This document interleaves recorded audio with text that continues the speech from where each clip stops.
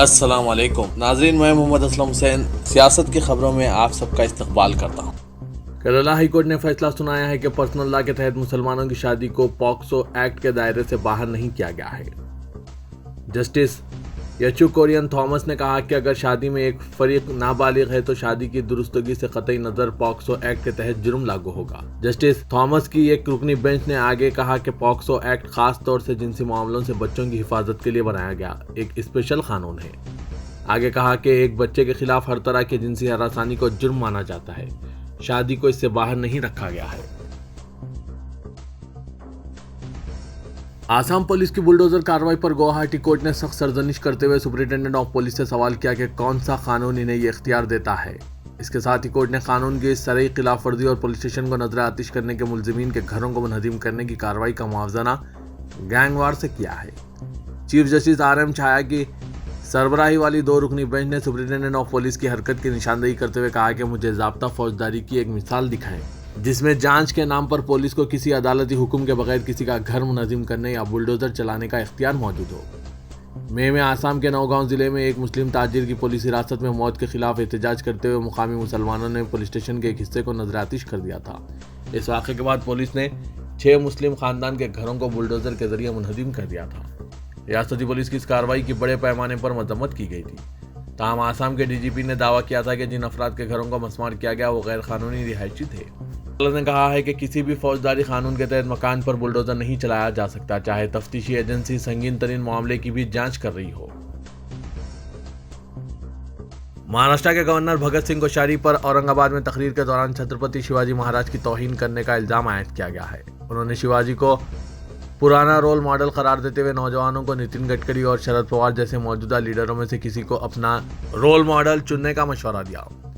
Governor के इस बयान पर सबसे पहले आम आदमी पार्टी ने मजम्मत की और कहा कि शिवाजी की तस्दीक करने वाले शख्स को रियासत के गवर्नर के ओहदे पर रहने का कोई हक नहीं है, इन्हें बर्खास्त किया जाए। NCP ने भी कोश्यारी के इस्तीफे की मांग की। राष्ट्र एवं सेवक संघ के सरबराह मोहन भगवत ने कहा कि अगरचे वज़ीर-ए-आज़म नरेंद्र मोदी इसके वॉलंटियर रहे हैं, लेकिन संघ किसी ऐसे शख्स या तंजीम को कंट्रोल नहीं करता जो आज़ादाना काम कर रहा हो।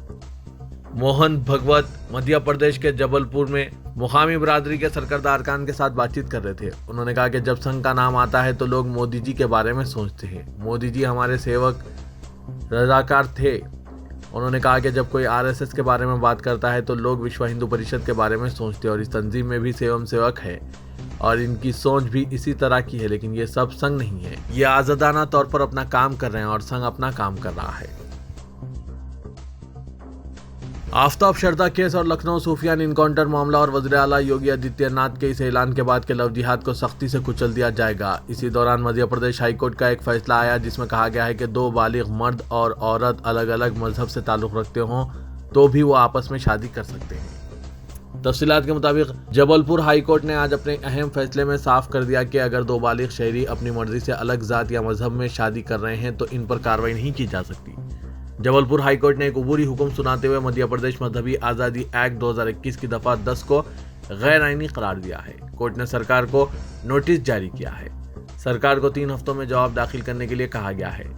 जबलपुर हाईकोर्ट ने रियासती हुकूमत को ऐसे किसी भी शख्स के खिलाफ कार्रवाई करने से रोक दिया है जो मजहबी आज़ादी एक्ट की दफ़ा 10 की खिलाफ वर्जी करता है। इस दफ़ा के तहत दूसरे मजहब में शादी करने वाले को जिला मजिस्ट्रेट यानी कलेक्टर को शादी के 60 दिन पहले इत्तला देना लाजमी करार दिया गया था और ऐसा नहीं करने पर 2 साल तक कैद की सजा का बंदोबस्त किया गया था। मध्य प्रदेश मजहबी आज़ादी एक्ट 2021 की दफ़ा 10 के खिलाफ जबलपुर हाईकोर्ट में 7 अर्जियां दाखिल करके इस कानून की वैलिडिटी को चैलेंज किया गया था। माजी की मारूफ अदाकारा और टीवी मेजबान तबस्सुम दिल का दौरा पड़ने की वजह से इंतकाल कर गई। ये इत्तला इनके बेटे ने इंडियन एक्सप्रेस से गुफ्तगू करते हुए दी। फूल खिले हैं गुलशन की मेज़बानी करने वाली तबस्सुम इंतकाल के वक्त 78 साल की थी।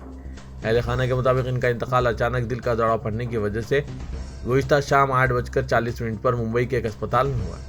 इससे कबल वह पूरी तरह से सेहतमंद थी और 10 रोज कबल ही एक शूटिंग में शरीक भी हुई थी। पंजाब की सरजमीन पटियाला में जुमे को तारीखी मंजर देखने को मिला, जबकि दोतल की एक गैर आबाद मस्जिद में 75 साल बाद नमाज अदा की गई। आवाज़ दी वॉइस की एक रिपोर्ट के मुताबिक मजलिस एहरार इस्लाम हिंद के सदर और पंजाब के शाही इमाम मौलाना मोहम्मद उस्मान रहमानी लोधियानवी ने पटियाला ज़िले के दोटल गाँव की मस्जिद में नमाज अदा की। इस मौके पर मुख्तलिफ मज़ाहिब के लोग मस्जिद के अहाते में जमा हुए, जहाँ शाही इमाम मौलाना मोहम्मद उस्मान रहमानी लोधियानवी ने खैर सगाली और भाईचारे के मौजू पर खालिस पंजाबी ज़बान में तकरीर की। बताया जाता है कि यह मस्जिद गुज़श्ता 75 सालों से गैर आबाद थी, जिसे आबाद कर दिया गया है।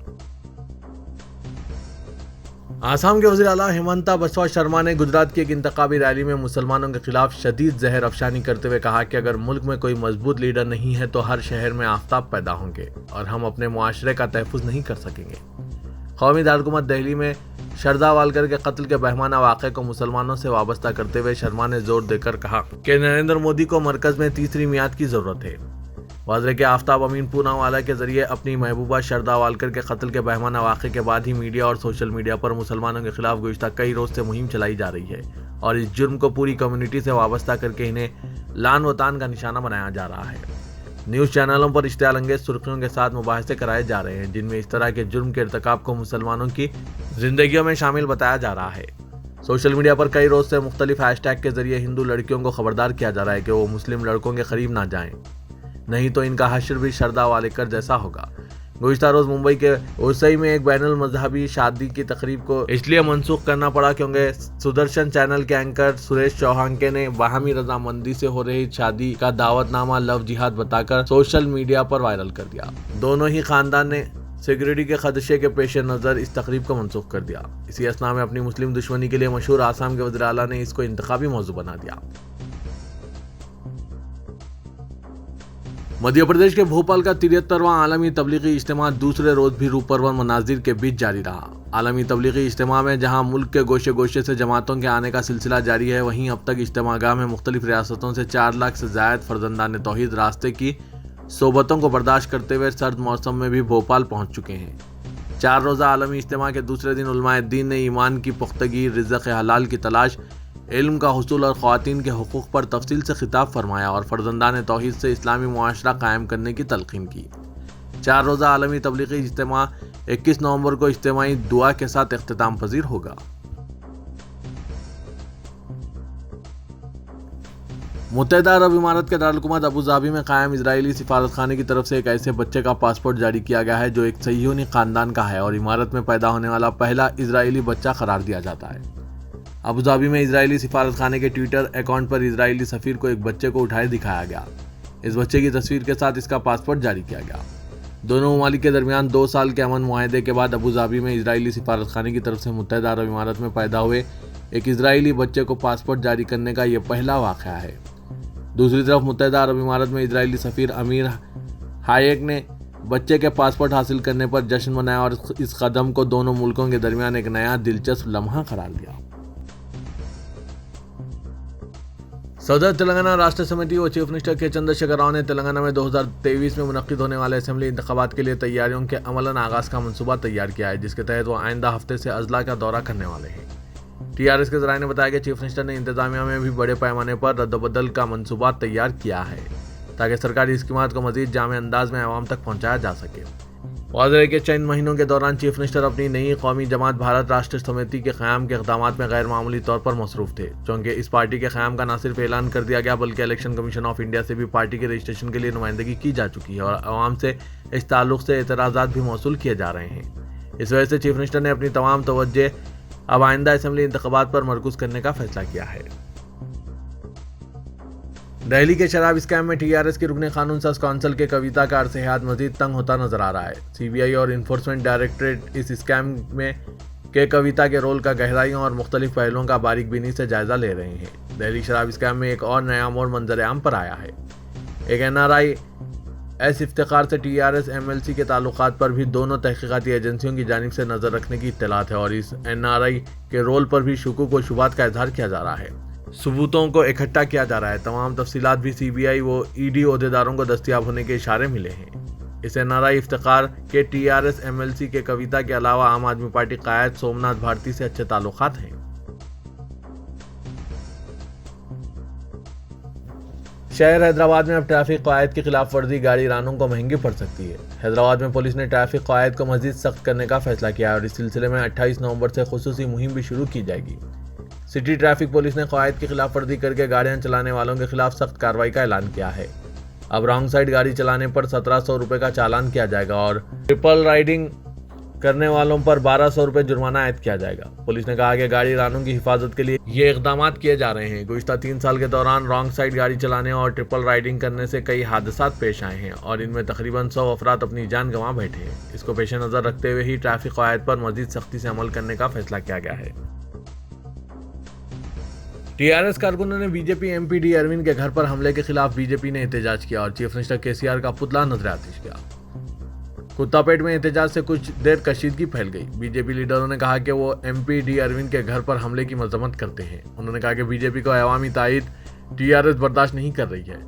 कॉरपोरेटर धीरज रेड्डी ने कहा कि दिल्ली शराब स्कैम में कविता का नाम आने के बाद हमले अवामी तवज्जो को हटाने किए जा रहे हैं। उन्होंने इल्जाम लगाया कि टीआरएस बीजेपी की तरक्की को बर्दाश्त न करके घटिया सियासत कर रही है।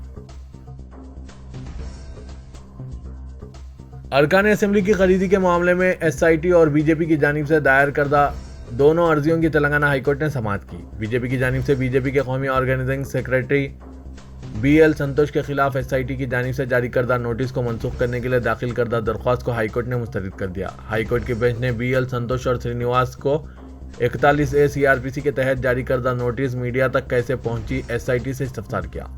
तहकीकात को राज में रखने और शफाफियत को बरकरार रखने का एसआईटी को मशवरा दिया और 41A के तहत जारी करदा CRPC नोटिस में किसी को गिरफ्तार न करने की हिदायत दी। इस मसले पर दिल्ली पुलिस को इत्तला देने का मशवरा दिया। आइंदा अहकामात की इजराई तक किसी को भी गिरफ्तार न करने का हुक्म जारी किया और एसआईटी की तहकीकात में ताउन करने का भी हुक्म दिया। वाज़ेह के अरकान असेंबली खरीदी मामले को एसआईटी के हवाले किया गया। एसआईटी में कमिश्नर पुलिस हैदराबाद CV आनंद मुकर्रर है। पुराने शहर हैदराबाद के इलाके बाबानगर चौराहे में ट्रैफिक पुलिस की जानिब से होटलों और तिजारती इदारों के करीब ठहराई गई गाड़ियों को जब्त किया गया। ट्रैफिक पुलिस का कहना है कि गैर मिजाज तौर पर गाड़ियों की पार्किंग फुटपाथ पर की गई, जिसके नतीजे में ये कार्रवाई अंजाम दी गई। ताहम दूसरी तरफ अवाम का कहना है कि इनको गाड़ियों की पार्किंग के लिए बल्दिया की जानिब से कोई सहूलत फराहम नहीं की जा रही है। उन्होंने ट्रैफिक पुलिस के रवैये को भी नामुनासिब करार दिया और कहा कि बार बार तवज्जो दिलाने के बावजूद भी बल्दिया की जानिब से पार्किंग के लिए कोई मुनासिब सहूलत फराहम नहीं की गई है।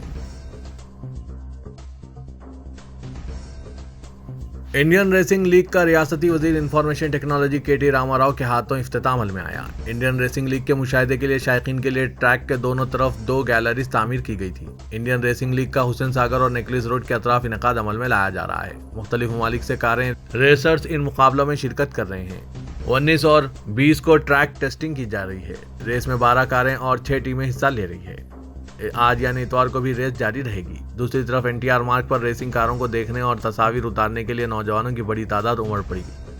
रेस के रास्त नज़ारे के लिए 1250 रुपये से 6000 रुपये के दरमियान टिकट की शरह रखी गई है। नौजवानों की बड़ी तादाद फार्मूला कारों को दौड़ते हुए देखने के लिए रेसिंग के आगाज से 3 घंटे कबल ही रेस सर्किट पहुंच गए थे। इंडियन रेसिंग लीग के तहत दूसरा मरहला 10 और 11 दिसंबर को मुनक़िद होगा, जबकि फार्मूला ई रेसिंग आइंदा साल फरवरी में मुनक़िद होगी। पुलिस की जानिब से किसी भी नागानी वाक़े के तदारुक के लिए वसी तर इंतजाम किए गए। इनकलाबी शायर गदर ने आज रियासती हुकूमत से ये कहते हुए पुलिस तहफ़्फ़ुज़ हासिल किया है, तेलंगाना में इनके कई दुश्मन हैं। उन्होंने कहा कि चूँकि वो रियासत में ज़मीनात के तहफ़्फ़ुज़ के लिए लड़ रहे हैं, इसलिए इनके कई दुश्मन बन गए हैं और इन दुश्मनों से मेरी ज़िंदगी को ख़तरा लाक है। जिला कलेक्टर जनगांव शिवालिंगया से बाला साई बाबा ट्रस्ट की ज़मीनात का तहफ़्फ़ुज़ करने का मुतालबा करते हुए गदर ने कलेक्टर को एक याददाश्त भी हवाले की। बाज़ार मीडिया के नुमाइंदों से बात करते हुए इनकलाबी शायर गदर ने कहा कि उन्होंने वेस्ट जोन DCP सीताराम से नुमाइंदगी करते हुए इनसे पुलिस तहफ़्फ़ुज़ फराहम करने का मुतालबा किया है।